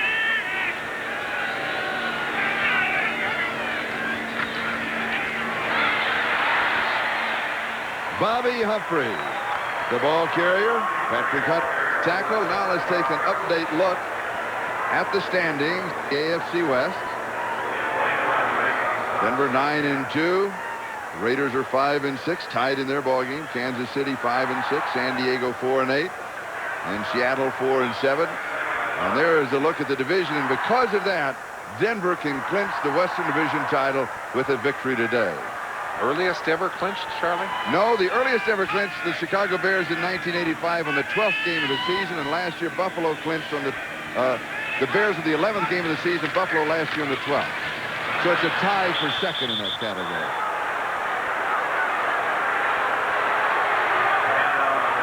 And now look at the standings in the Central Division. Boy, that's anybody's guess. Well, it's certainly the most competitive division in the NFL right now. And Pittsburgh, the biggest surprise in the NFL. And next Sunday on NBC, Cincinnati against Cleveland, Miami against Kansas City, Denver against the Raiders.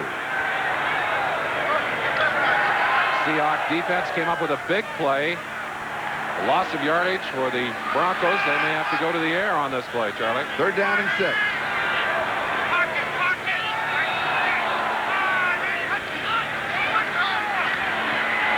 Kubiak, incomplete. Jackson, the intended receiver. It'll be 4th down. Seattle could come up with pretty good field position. Kubiak with that ball slightly off target inside of his receiver, and Jackson jumped back to the inside, had his hands on it for a moment, but could not control it. And so Mike Horan will be kicking to David Hollis. Talked to Horan about the horrendous winds last week. He said it is just a little frightening back there when the wind's howling. Another good kick. Hollis backpedals, takes it at the 34. Cut down at the 42. 8 yards on the return. Bruce Klosterman had the coverage. Charlie, Brian Blades, who was out there on that kickoff return, on the return team, is down on the ground. He got a great block on that play, but he ends up laying on the ground and is very, very slow getting up. Seattle has always used a number of their veteran players on special teams, and Blades, who was part of a double teaming combo there. It's Jim Weitzel in the white hat, the Seahawks trainer. Seahawks training staff judged the best in the NFL last year by the Trainers Association, and they had their hands full in a season that's seen more than their share of injuries. Blades limping a little as he heads to the sideline, but at least up under his own power. And that kick of Mike Horan traveled 57 yards with the 8-yard return. So Seattle does not have outstanding field position. They got pretty good field position at their own 41-yard line, but Horan certainly did his job. Well, you'd like to get something on the board if you're Seattle, Charlie. They've stopped the hemorrhaging. The score was 38-0 at the half. We're almost to the end of the third quarter. It's still 38-0, but still no Seattle points.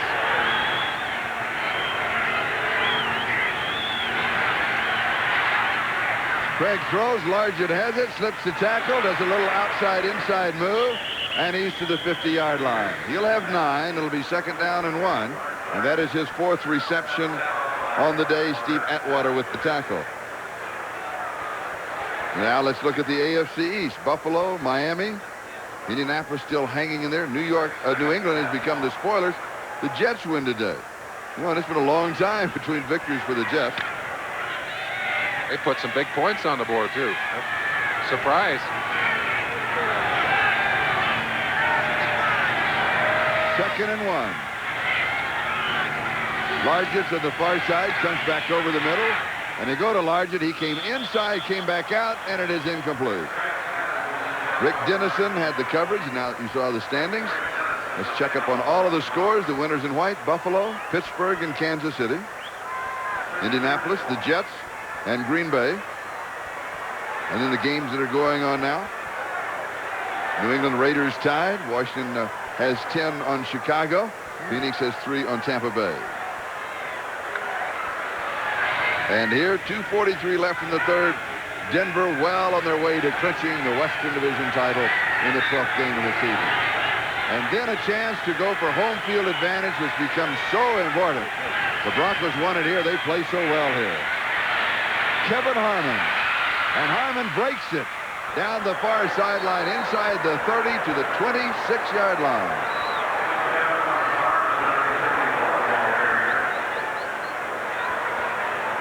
Watch the right-hand side of your screen. Number 80, Largent, right there. Look at that block on Fletcher. As Largent, I talked about his blocking earlier. He's not big enough to do that, but that block was the key block in springing him loose on that play. Harris getting upfield, doing a good job of running away after he gets his chance. Harmon, excuse me, not Harris, Harmon, activated through this game. Every time Largent blocks somebody, he got to regroup and blocks them again. He always gets knocked off of his feet. First down at the 26. To Largent. Largent took a little more time than he wanted to getting around Braxton, and meanwhile, Craig was running out of time.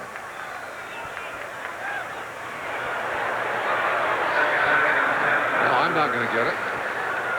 Dennis Smith, old adversaries. And Dennis Smith, by the way, we haven't seen big plays from him today. He hasn't had the opportunity. But what an incredible season he has had. AFC player, the defensive player of the month in October. Last week, 2 big strips of the football in that Washington game. He's back to the form he showed in 84, 85. Pro Bowl player in 86 and 87. Outstanding. This is the deepest penetration in Denver territory for Seattle as Craig runs and throws. Pass is complete as he goes to Travis McNeil, and he goes out at the 5-yard line where it'll be first down and goal to go for the Seahawks.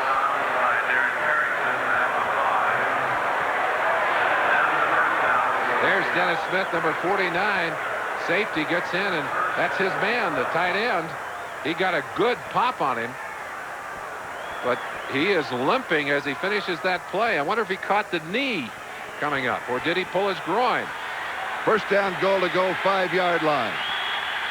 You're looking at the hitman. You're within easy range for the touchdown to Largent to tie Don Hudson's record. And they stay on the ground and go for it and have the touchdown. Charlie, I don't think they're worried right now about getting a touchdown for Largent. I do too. But they're more worried about getting that 0 off the board, salvaging a little pride. You might say that's not a lot. You only got 1 touchdown on the day.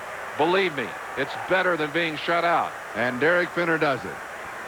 That's got to be Finner's first touchdown in the NFL, Charlie? Yes, it is. From 5 yards out.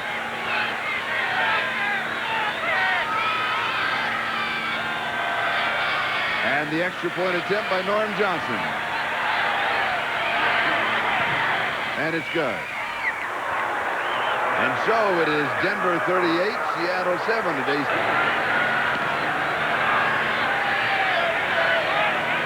Here's Ken Bell. And Bell returns to the 16-yard line. Tony Woods had the coverage.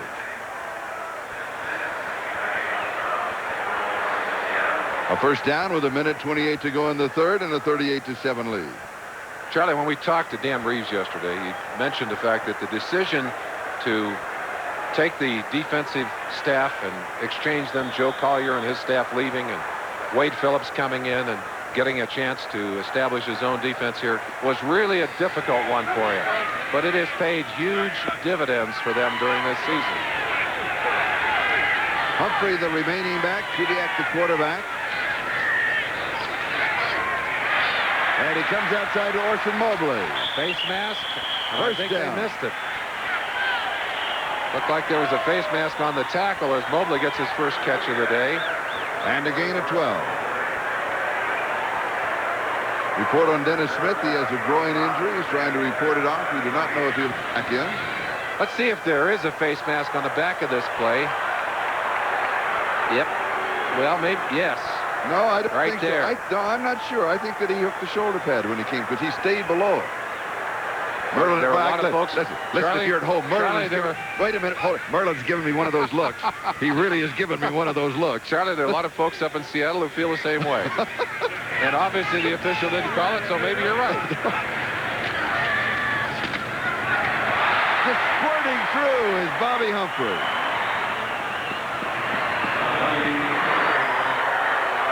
He is an impressive back, isn't he? We talk about his explosiveness as a back. Watch him as he just pops through inside. He's had 22 carries on the day, 79 yards. Good block, Kenny Lanier, number 76, coming across to trap on Jeff Bryant, number 77, like 92. And now we'll take the countdown to the end of the third quarter. David Wyman making that tackle finally in there, Charlie. 3 down, 1 to go, 38-7 Denver. In the team picture. Here's a shot of the team in action, and you can see the, well, we'll get it later. They're worth seeing. We'll go to the striped socks here momentarily. Bob Humphrey carries now. You remember those striped socks if you're an old AFL fan? Well, the story behind them, they bought the uniforms from the Copper Bowl at that time went bankrupt. They bought the uniforms from the Copper Bowl. That's not the Copper Bowl. Here they are. Here they are. And we'll get it. And notice also the officials were red and white stripes in blank. There are the striped They socks. burned the sock. They had a public burning Yes. of the vertically striped socks. I think there's one pair remaining, and it's in the Hall of Fame. They should be. Yes, that's where they belong. Perhaps the ugliest socks ever worn with football uniforms. Yes, they're terrible. You are right. Meanwhile, back at the ranch, Humphrey carries on second.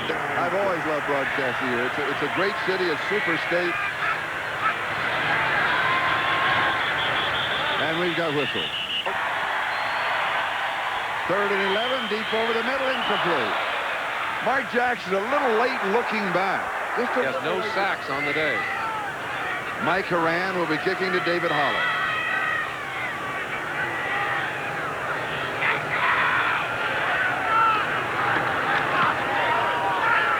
High, lazy floater. They'll stay away from it. Don't want it to touch you there. Oop. And it will be down by Tim Lucas. Denver 38, Seattle 7. We'll be right back. Welcome to the home of the Denver Broncos. AFC champs. AFC champs, yes, but now being rolled up by the barrel man. There's the happy sign maker himself. That's right. Spent all his money on paper to make that sign. No clothes. That's a great line. I love it.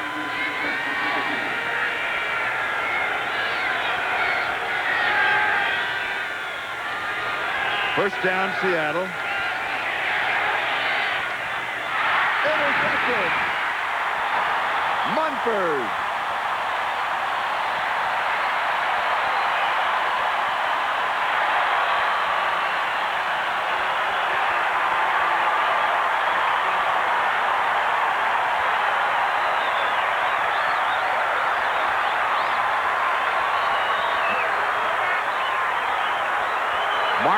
Munford, number 51, has an uncanny ability. There he is, right-hand side of your screen. Watch him now. Here is Munford right here. Watch him now as he just steps in front to make this play. Great anticipation. And look at that, concentration on the ball. Big play capability and elite speed. Pretty good hands. His second interception of the year. And here's Humphrey for a couple to the 13-yard line. David Wyman with the tackle, along with Jethro Franklin.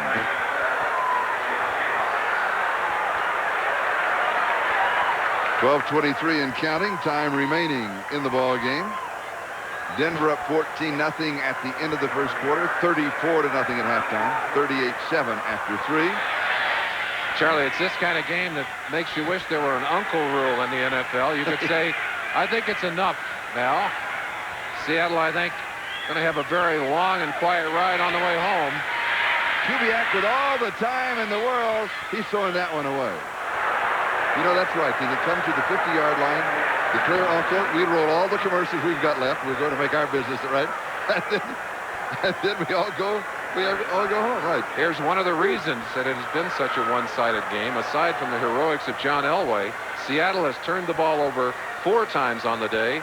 When you're playing a young quarterback, and Stauffer, as we might add, has been playing most of the game, although he's been replaced in the late going. And you see the head shake there from the head man, Chuck Knox. I think he may be asking himself, what the hell do we do now? Third down. Ooh. Kubiak. 8-yard line. Going to be 4th and short. You know what I like about Kubiak? Even though he doesn't get that many chances to play, he's so decisive. Watch this, a bad snap. He's a good athlete just to get that ball. He's got pressure. He doesn't mess around. He just breaks out of there and heads downfield. Blitz coming on that last play. And David Treadwell, with a 30-yard field goal to his credit, will be kicking again. That was Roy Hart getting the heat on him. Seldom used nose tackle, able to get in there and put some heat on him. And a 25-yard field goal attempt.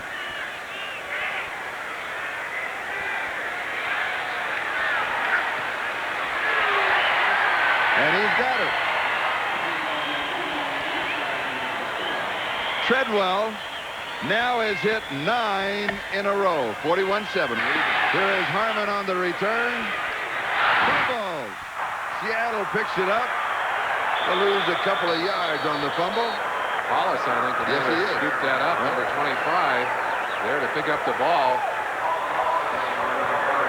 And Jager with a field goal. The Raiders in front of New England now in the fourth quarter by 3. Washington comfortably in front of Chicago. Phoenix continues to lead Tampa Bay. And here it is, Denver 41, Seattle 7. And next week, Cincinnati at Cleveland, Miami at Kansas City, and Denver against the Raiders. All here on NBC. Elroy Harris. And he's got almost 5 yards. Here's the score and the time remaining here at Mile High Stadium, and you can see that the Broncos just over 10.5 minutes away from clinching the Western Division title in the 12th game of the season. Charlie, we have seen some fresh faces for Seattle. Elroy Harris on that last run. Kevin Harmon, a good run earlier. Derek Fenner has been a little bit impressive today. Kind of hard to look good on a day like today, though. Nobody in the white uniforms. And here is Derek Fenner, who has scored the Seahawks' only touchdown. And tonight's lineup on NBC, and it is a good one. There's a surprise for the third down and 1.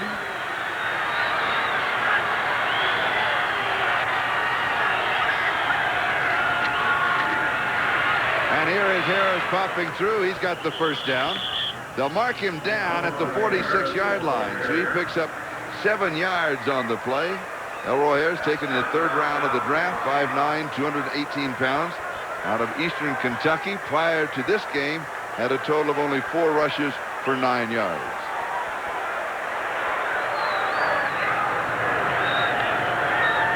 So So an opportunity here in the fourth quarter for him to get a little work. Team defense. Look at how many players are contributing in this defense. 10 sacks, 10 with sacks, 10 with forced fumbles, 9 with fumble recoveries, 8 with interceptions. Craig's pass to Brian Blades is complete. They'll mark it at the reception at the 41-yard line. It'll be a first down. You know what's kind of surprised me, as laid back as Wade Phillips is, that he has been able to coach this very aggressive and physical defense. There's Wade Phillips, father, of course, successful head coach for so many years at Houston and New Orleans. And he said he talks to him. He said he talks to him on the phone. And I said, well, what do you think? He said, well, Bum, he's still the head coach. Well, a great relationship between the two of them. Finner picks up the first down as he goes to the 39. And you might ask the question, if you're a Seahawk fan, why are they running the football? Well, you look up on the scoreboard. Things are so one-sided, you're not going to win it with a pass or two. You might as well look at some of your young players, give them a chance to work within the framework of this offense. You're not going to win it with a couple of desperation throws.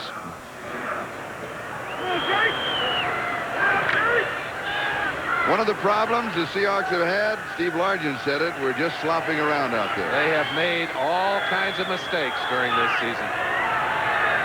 That was a quote of the entire season, not for just not this just game. Today. Dropped over the middle to Finner. 33-yard line. Derek Finner, interesting young man. He certainly is, Charlie. At North Carolina in his sophomore year, got in trouble with the law, was accused of murder. In fact, locked up, and they finally found the right guy, but still has a propensity to get into the wrong place, the wrong time. His last scrape with the law just this year when he was shot in the arm way back on the East Coast. But they like his talent, and they're trying to get him to stay away from some of those unsavory characters. He's played pretty well today. And if he does, there could be a future for him in professional football. Harris carries, and who knows where Finner might. He's a smart too. He's able to build his life like that. Now, the banner we talked about, that 40-yard banner, they run rolling. Well, now they were rolling it out. They took it to the other side. Oh, they got it on this side. Yeah, it's they down wanted below everybody to see it. That's it. Oh, so they're showing it to the fans on the other side. Well, if you sell your clothes to buy paper to do a banner, I mean, you might as well show it to both sides. The naked artist. Charlie, I said it earlier, and it's worth repeating. Some of these young players getting a chance to get into the game for Seattle are going to either make their mark or make a negative mark, and this evaluation will weigh heavily on what's done in the draft later in the year. 3rd and 3, a diving reception. And that is Paul Scansey. 3rd down and 3. He's missed a 3rd down. Has been all year. 23-yard line, first down.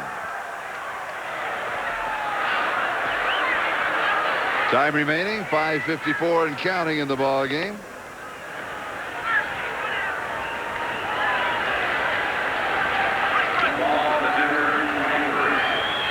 Largent goes wide to the far side. Brian Blades splits to the near side.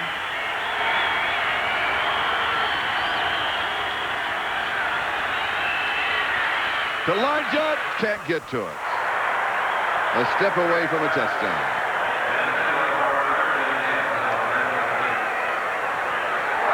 And it'll be 2nd and 10. As you know, of course, he is chasing the record of Don Hudson of 99 touchdowns receiving. He has 98. He certainly had his man beaten. Braxton did not read the cut properly, and he was able to get in behind the safety. That ball just slightly overthrown. Randy Robbins out on the field in place of Dennis Smith, still on the sideline with that groin injury. Pass comes back side to Harris, and he gets almost to the 15-yard line. Don Hudson, you have to go back in time. He's from Pine Bluff, Arkansas. He was All-American Alabama. The Bear Bryant was the other end. Then he went on to the pros, Green Bay Packers, and here he is, the famous number 14. And that is, you're watching now one of his 99 touchdown receptions Steve Largent has 98 receiving. Hudson had a trick. The goalposts in were H's, and they were right on the goal line, and he would go down with the receiver, the defender right behind him. He had hooked the goalpost, spin around. The receiver go, the defender go right through the end zone. He'd turn around and catch the ball. Wily veteran. Not a bad play. Quarterback draw. 9-yard line. Has the first down. Charlie, every time you get together with some of the old-timers, some of the great players from the history of the NFL, and they start to talk about the players who lit up the scoreboard, Don Hudson's name is one of the first to be mentioned. Talk about his great speed, his catching ability, the fact that he really revolutionized the way patterns were run. He was one of the first who had all of the different options to run in the secondary at a time when that just wasn't done. Well, he was a true innovator as well as a great athlete. At a time they didn't throw the ball that much, nor did they play that many games. You wonder how many he could have caught in the pass-happy game we're playing today. Oh, yeah.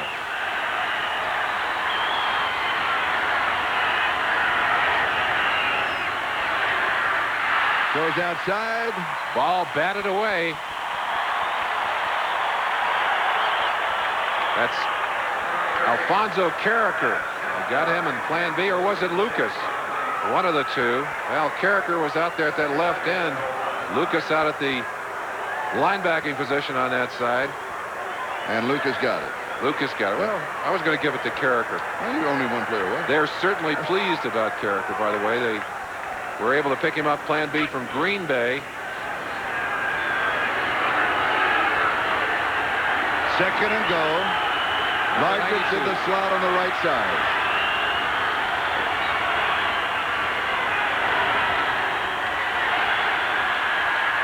Largent's open. And he goes back to it. Can he get it? Coming across deep was Brian Blades. Was that Blades, I believe? That was Blades that missed the pass coming across. I think Blades thought the pass was to Largent. Let's see what happens to Largent. Largent gets away right there for a moment. Now Blades will come from the far side of your screen.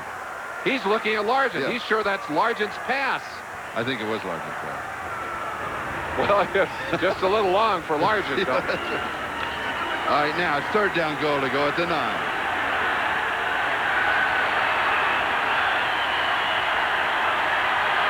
Largent's in motion. Largent's open. Oh, no, he throws it. Can he get to it? No, and he was wide open. You better believe that those two, Craig and Largent, who have been such good friends, been teammates for a long, long time, have excellent coordination as receiver and catcher. Largent had no idea that there was no one else out there. He's still running the definition of the pattern. Look at this. He doesn't realize he's the only one out there. Ball thrown on the break, and Craig read the fact that there were no defenders out there. He said, all I got to do is put it down in the end zone. Largent will get it. Largent had already made the move and wanted it short. Fourth and go.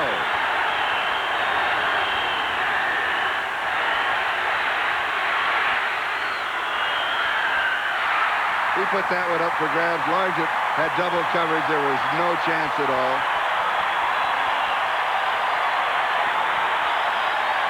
Well, if Steve Largent were as tall as Wilt Chamberlain, he might have been able to get that one.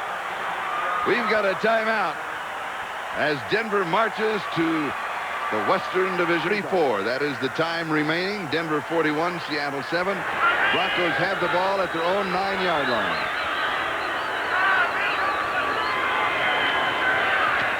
And Sammy Winder carries. Winder, the workhorse for so many years of this Denver backfield, fits well as a backup in there. Still a kind of back that's a dependable receiver. He'll pick up those blitzing linebackers. And he also does an excellent job of seasons. One of the things I remember distinctly, how long they were. How very long they were. And we'll be back in a moment. He is obviously healthy. He looks as good today as I've ever seen him look in his career. He is strong. He rolls to the left and throws. He throws deep. He's playing with confidence. He's having a lot of fun. And when you've got that and the other mix that they've added, I think there's a possibility of a Super Bowl ring. Balance, Charlie. That's the secret right now of this Denver team. And capability. They can do so many things. The fact that they're able to rest him tonight. You see that big smile? I think Elway enjoyed this game. I think some of the pleasure had gone out of the game early in this year. He has enjoyed this game, and having fun has exploded. And we've enjoyed watching him, too. Fair catch is called for and taken at the 40-yard line. We've got a timeout. And Denver still leads 41-7. Second and everything. Blades has it, 30 yards. We opened the show with John Denver and Rocky Mountain, Iowa, John Elway, and Elway really responds. We also had a phone call in the truck to Larry Cirillo from John Denver watching up in Aspen, and he enjoyed the Bronco opening. Fan. Yes, yeah. And an Elway fan, and we enjoyed sharing his great talents. And by the way, the Budweiser MVP, as you know, is Elway, and Budweiser make a contribution to the United Way on behalf of all of the MVPs selected in today's games. Another flashback of some of the brilliant Elway in the first half of this ball game, and look at those numbers. Oh, yes. Oof. Vintage John Elway. The camera too hot to handle. Too hot to handle. Machinery couldn't handle it. Largent, Look is at it this. there? Yes. Yes! We have tied the record. All right. Well, there had to be some positive note for the Seahawks on the day. I think we have found one. Craig to Largent. His 99th touchdown receiving, tying Don Hudson's all-time NFL record. And by the way, he has one rushing. And he did it in typical Largent fashion. Braxton right on top of him, his hand near that football. Largent still made the catch. Now he goes out and takes another job. He'll be the holder with Jeff Kemp on the inactive list for the day. Largent handles this responsibility. And Norm Johnson adds the point after. Charlie, just a tag on. As pleased as Largent will be about this record, he would much rather have seen his team win today. A consummate team player, he has never been one to really worry about those individual records. This man, watch how he feels about that record for his friend, his teammate. And he knows, yes, he knows it's it. All right. Well, finally, yes, a happy note on the day for the Hawks. And as we've said, been a long drought for them today.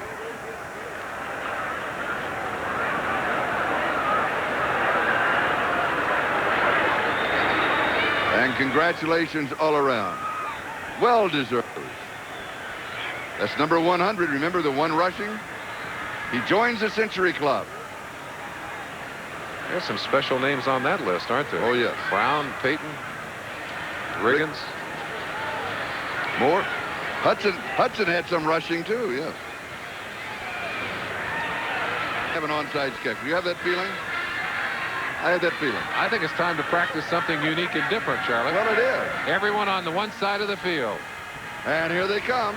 It's like a cavalry. Oh! And it is Steve Sewell and the Good Hands group that comes down with it. He knocked about 4 yards downfield. Alonzo Mitz, number 61, caught Sewell in the air and just hammered him. There's Alonzo Mitz. Watch the play. That ball kicked so it'll bounce high at the last second. Well, this is why Sewell is there. And now, bam! Ouch! That hurt.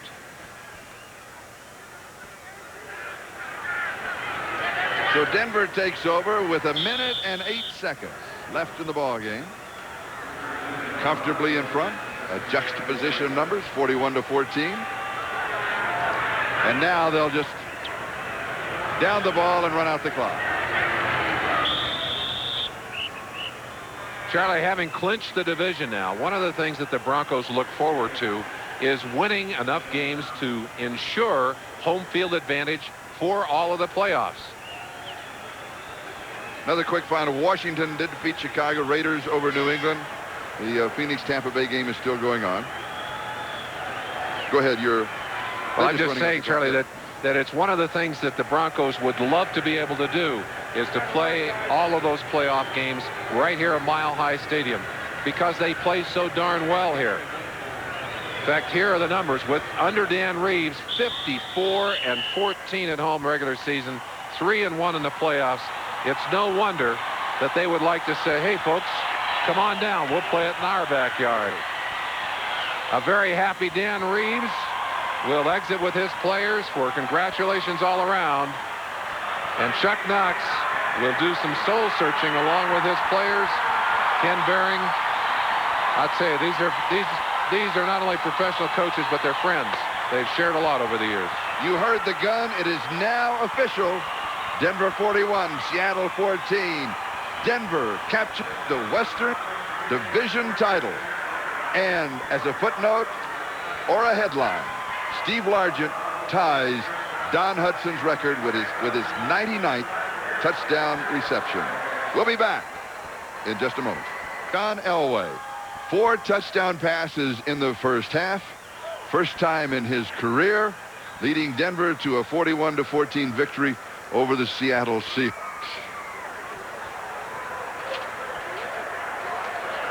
And Steve Largent, that elusive 99th record-tying touchdown. Oh, second touchdown of the year. His first one came in the first game. He was out with a broken elbow. He missed until 5 games ago. But now he is back, and this is his farewell performance at Mile High Stadium. And what a nice remembrance he will have of the reception, not necessarily of the game. Tonight on NBC, the magical world of